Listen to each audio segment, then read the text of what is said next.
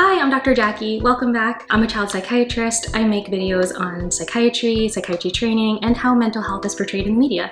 If that's interesting to you, like and subscribe and join the team. You had seen the top 10 assumptions about psychiatry, and this is my top 5. Number 5 is that you pursue psychiatry because you don't actually like medicine. When you are deciding as a medical student which specialty to pursue, I think a lot of people assume that psychiatry is something that med students will choose when they've run out of options. They actually don't like medicine or the practice of medicine, and so psychiatry is what is left. This couldn't be like any farther from the truth, because as psychiatrists, obviously you're talking about medicine quite frequently, and you have to understand all of the pharmacology behind things that you're prescribing. There's so many other layers about being a psychiatrist. Hopefully I'm starting to teach that to you, but understanding the medicine that you prescribe is the minimum expectation that you have. Any specialty that you decide on, you're going to have to decide which medications you're going to be focusing on moving forward. So we're all quite niched, and as medicine starts to specialize, subspecialize, you're going to learn a lot about fewer and fewer medications. When you're in medical school, you're learning about all of them superficially.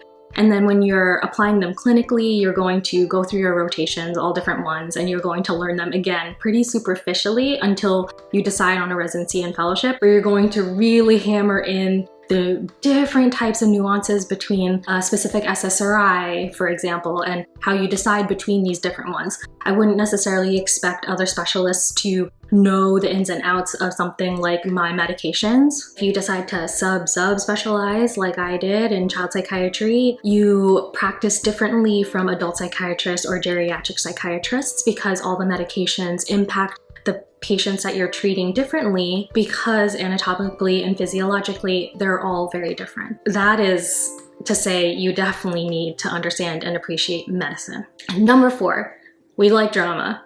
I think there's a difference between liking drama and not being scared of drama. And if we were to define drama as emotions and feelings and things that are quite frankly scary and people have difficulty talking about, then yeah, we like talking about those things, because what we truly believe is that you hold on to these things, and the longer that you don't talk about things that are quite frankly things that you can talk about and you are strong enough to talk about and explore about yourself, about the people that you know, the family in which you grew up in, your society as a whole, the less scary it actually becomes. Communication is the only way that we're going to heal as individuals and as a society. Number 3 is that we want to hear about everyone's problems.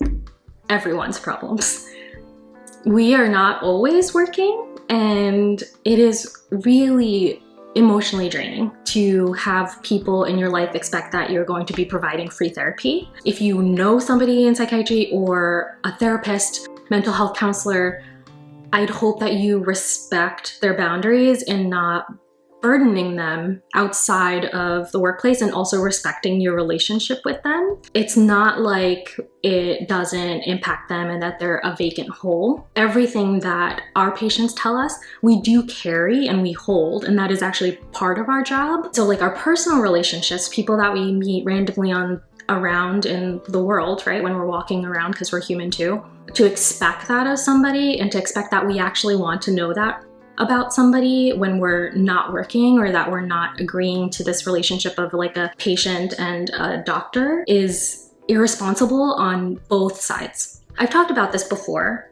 Boundaries are there not because the doctor, your therapist doesn't care. It's to protect and respect that relationship. And so you can only do the work of therapy and do the work that a psychiatrist really can do by having strict boundaries to protect everyone's emotions, so that you can actually make movements towards a goal that is set during treatment. That gets really messy if we don't respect that boundary. Even with each other as colleagues, we can become very reliant on each other to talk about our personal experiences, what a patient is actually bringing out in us, and what we're bringing to the table when it comes to a specific patient. We do have supervision, and we might talk about things that other specialties might think is a little too personal, but because it's part of our work and it can impact our work very directly, then it has to be discussed. And therefore boundaries are really important even within coworkers.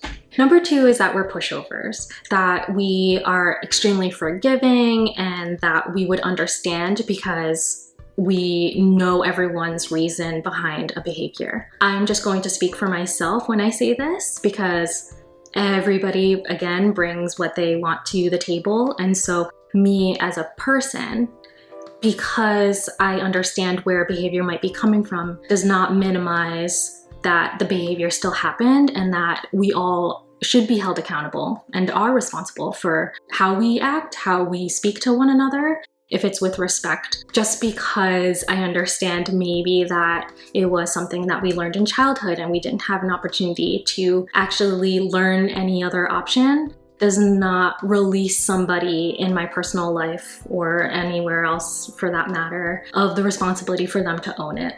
I do believe in growth. I wouldn't do this job if I didn't. Of course, I would love everyone to work on themselves and learn more about themselves, not do a mistake and hurt others or hurt themselves in the future. I think the assumption is that psychiatrists would just take it or forgive so easily. And I think that's a common misconception. And the last one is that we are without human emotion. We are always level-headed and don't lose our cool. There is so much about this job that makes you more in tune, more in touch with your humanness because you're talking about people to people, about yourself, about themselves, and exploring a lot of vulnerability, things that you wouldn't necessarily share with anybody, right? So exploring that part is going to bring up feelings of things that you wouldn't necessarily feel always so comfortable. It also comes with a lot of validation of human feelings. If you are feeling sad or if you're feeling frustrated or you're feeling angry, I teach children all the time how to label what is going on inside of them that maybe is showing up on the outside,